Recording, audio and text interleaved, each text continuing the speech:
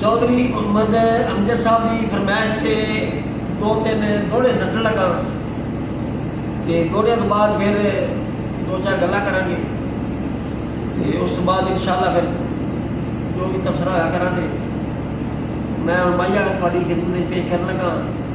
इंशाअल्लाह तुहानूं पसंद आउणगे। वीडियो नूं लाइक जरूर करना है। किसी बंदे तो शर्म नहीं करनी, हर बंदे ने लाइक करना है, ठीक है। तो मैं हम पानी का घुट पड़ के इंशाअल्लाह मैं हम शुरू कर लगा। तो चौधरी अमजद साहब को दुआवां देनियां ने जिन्होंने मैंने पढ़ के लिया। मैं चौधरी अमजद साहब की फरमाइश से आया। इंशाअल्लाह चौधरी साहब अच्छे बंदे ने, मतलब कि साड़ी ठीक है, काम चल जाना।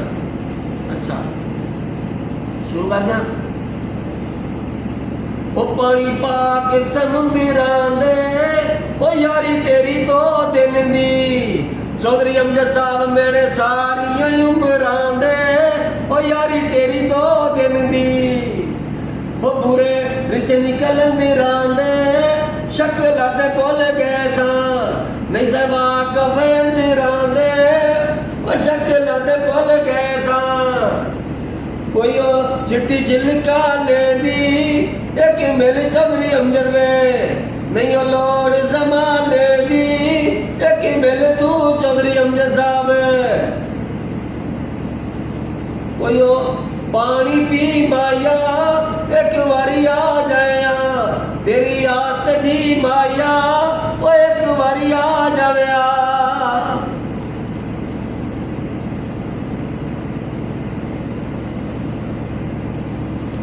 कोई ओ किंगरी गलास होवे नेड़े नेड़े लाओ पखियां, सानू मिलने दी आस होवे ओ नेड़े नेड़े लाओ पखियां। कोई ओ ताके वाटी छोड़ो मुँह भावे ना बोलो, चौधरी अमजद साहब अखा नाल तक छोड़ो मुँह भावे ना बोलो। चौधरी अमजद साहब की फरमाइश से मैं कुछ महंगाई के बारे गल कर लगा और इंशाअल्लाह तुहानूं मेरी गल्लां जरूर पसंद आउणगियां।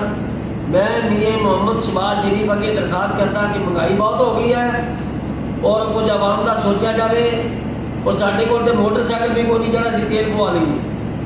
दूसरी गल यह हैगी कि सफ़र भी दूर का गरीब आदमी आउंदा तो वह किराए में जिहड़ा सारा काम हो जाता है। तो मेहरबानी करके मियां मोहम्मद शहबाज शरीफ और chief army staff general Asif Munir साहब अगे मेरी दरखास्त है कि साड़ी सपोर्ट की जाए, कुछ ना कुछ साढ़े मसले हल किए जान।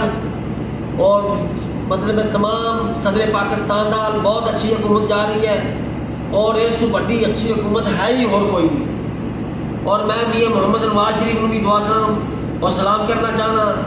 नहीं भी वज़ीर आज़म है साढ़े वास्ते वज़ीर आज़म ने, क्योंकि उन्होंने हुकूमत चलती पई है।